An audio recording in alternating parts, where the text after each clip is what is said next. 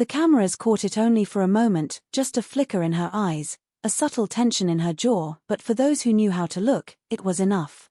As Catherine, Princess of Wales, walked into Westminster Abbey that cold November morning, wrapped in royal blue silk and years of composure, something was already unraveling. She smiled for the crowds, held William's hand, glided toward the front rows with the practiced grace of a future queen. But then she stopped, just for a breath, and the breath was enough to betray the storm beneath. The seats were wrong. The first row, the one reserved for senior royals, held unfamiliar faces. Not dukes. Not duchesses. Not those bound to the monarchy by blood or service. No. Sitting there, with pride practically radiating from their tailored suits and self-satisfied smiles, was Camilla's family. Her son, Tom Parker Bowles. Her daughter, Laura Lopez. Aunts. Cousins. Strangers to the ancient rules of royal hierarchy, but there they sat, as if the monarchy now belonged to them. And Kate's parents. Michael and Carol Middleton, her rock, her origin, her unwavering support. They were gone. Absent. Erased. She had double-checked the list. Had personally confirmed their invitation. It wasn't a mistake. It was a message. Something inside her went cold. William leaned in. Kate. What's wrong? She didn't answer. Couldn't. Her throat had closed.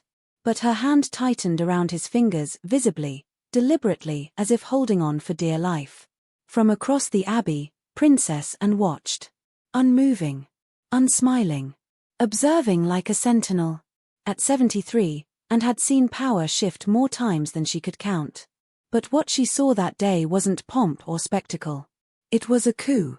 A silent one. Calculated.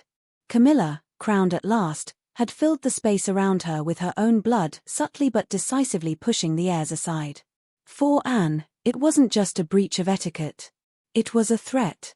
Back at Kensington Palace, the fire offered warmth Kate could no longer feel. She sat in her private sitting room, staring at the tabloid headline, England's New Queen. Camilla's smile beamed from the glossy cover, triumphant and unbothered. The air smelled faintly of roses and wood smoke, but inside Kate everything ached. She had called her mother the night of the coronation. Carol's voice had been steady, soothing, even. Don't worry, darling. We're proud of you. But Kate knew the ache behind those words. Her parents had been humiliated. Publicly. Deliberately. And she had done nothing. Not because she lacked courage. But because she couldn't afford a misstep. The monarchy demands sacrifice, but this was something else. Camilla's rise wasn't just ceremonial, it was strategic. Every smiling photo. Every carefully chosen phrase in the press. Every handshaking engagement had been part of a quiet campaign. And now it was working. Soon after the coronation, the changes began. At first, they were subtle. Charity events Kate had led for years were suddenly reassigned. Scheduled speeches vanished from her calendar. Her appearances were limited. And the press, once quick to praise her poise, now whispered of exhaustion, of fragility, of increasing strain. Behind closed doors, William seethed. This isn't politics, he said one evening, pacing the room. It's personal. He was right. And Princess Anne knew it too. In her office at Clarence House, and began taking notes. One by one, she documented inconsistencies, names struck from guest lists, briefings given to journalists without palace approval, event reshuffles with no explanation. Her notepad filled with dates, names, connections. The crown required vigilance, and Camilla, as Anne now saw clearly, was out for more than just a title. She was rewriting the rules. And her family was being written into history. Kate, meanwhile, held the line as long as she could. At public events, she smiled. She posed. She nodded. But the toll began to show. Her eyes lost their usual sparkle. Her movements became slower, tighter, controlled to the point of agony. At a diplomatic reception, a staff member overheard her say, "I feel like I'm disappearing." She laughed after she said it, but the laugh was hollow. Then came the charity gala. Kate arrived in a fitted sapphire gown, hair swept into an elegant knot. Cameras flashed. Guests applauded. But beneath it all, she felt the pressure closing in. And then came the final blow. In front of guests, staff, and senior royals, Camilla approached her with a saccharine smile.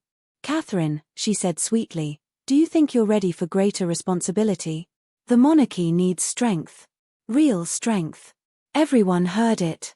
Everyone froze. Kate's smile didn't falter. Her voice didn't shake. "I always do my best, Your Majesty," she said. And 15 minutes later, she collapsed. William was the first to reach her.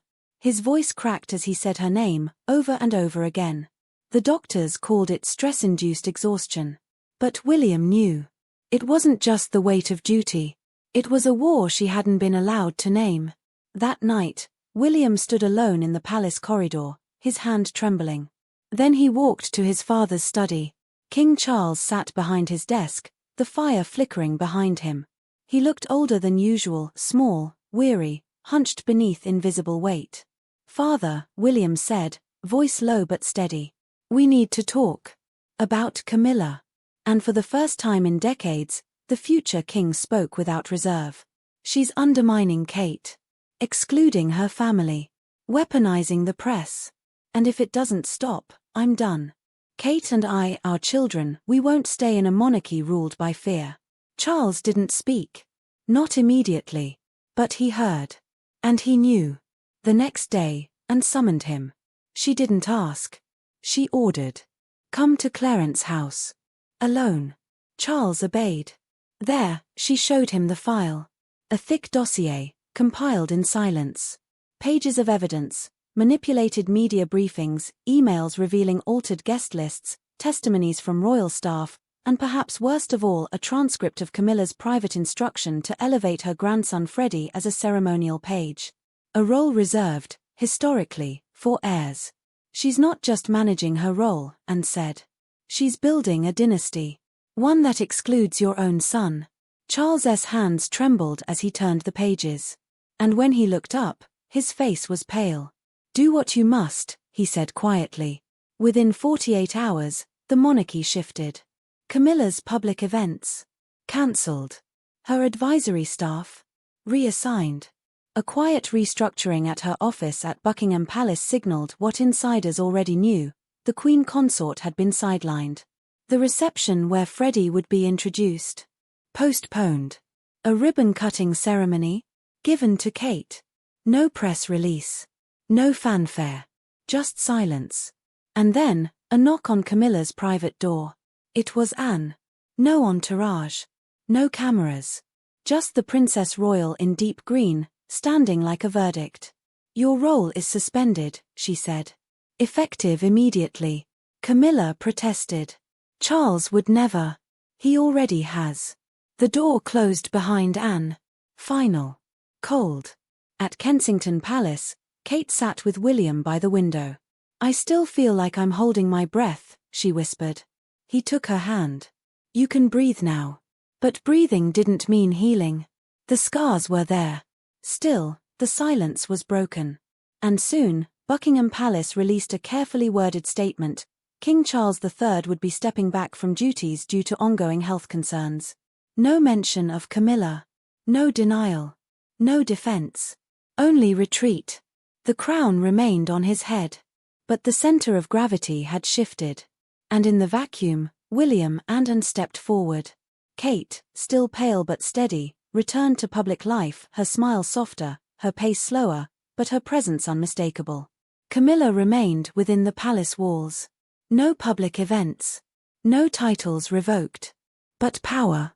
Gone.